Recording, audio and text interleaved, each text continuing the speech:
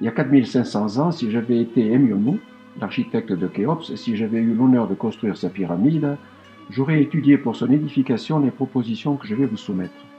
Je précise que je ne prétends pas avoir découvert l'origine de la construction des pyramides, je laisse ce soin aux éminents égyptologues.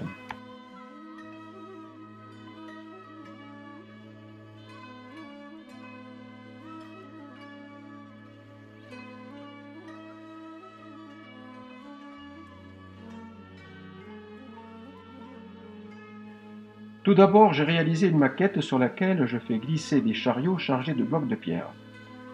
Il est à noter que la pyramide est construite avec des blocs en assise d'une hauteur de 70 cm, formant des gradins sur la paroi. Les chariots sur rondins sont reliés par des cordes et tirés par des ouvriers sur une rampe préalablement préparée sur les gradins. Le principe est le suivant, les chariots fonctionnent en binôme. Lorsque l'un monte chargé sur l'une des faces, l'autre sur la face opposée descend à vide, entraînant par son propre poids et la traction des ouvriers la charge du chariot qui monte.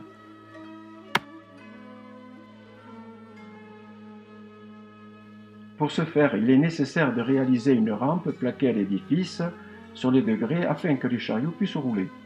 Pour l'expérience, bien entendu, je n'ai pas représenté les chariots à l'échelle de la maquette, ils auraient eu alors la dimension d'un angle. Lors de sa réalisation, je me suis posé quelques questions. Il fallait résoudre le problème de la flottaison des cordes lors de la traction par les ouvriers.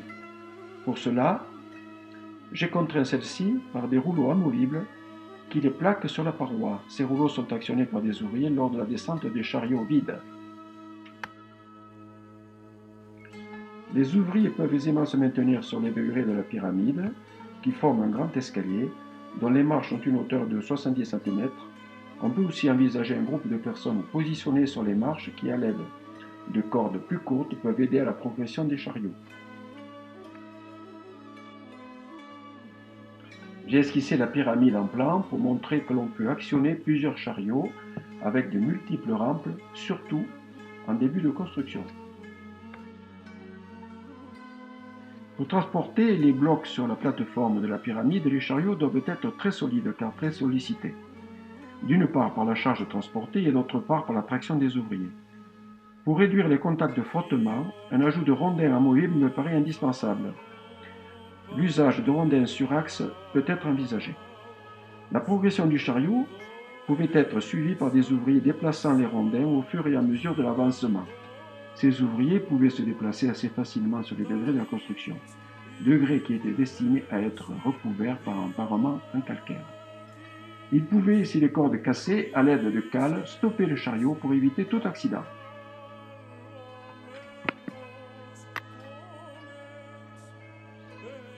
Avantage de ce système, faible coût du matériel, rapidité du transport vu le nombre de chariots, transport des ouvriers sur le lieu de travaux, action du contrepoids du chariot vide sur le chariot chargé. Après, difficulté, réalisation des cordes du fait de leur très grande longueur.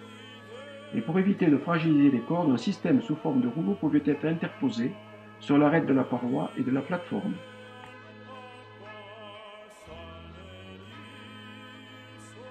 Dans le système précédent, les chariots sont mus par de très longues cordes.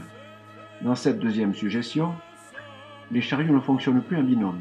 Ils sont tirés par des ouvriers juchés sur des gradins formés par des blocs non parementés. Plusieurs cordes dont la longueur n'excède pas 20 mètres peuvent être fixées sur le chariot pour le tirer. On peut aussi le pousser à l'aide de pièces de bois par l'arrière. Des cales en bois pouvaient assurer la sécurité si nécessaire. Cette proposition me paraît être intéressante car bon nombre d'ouvriers pouvaient se mouvoir sur les degrés.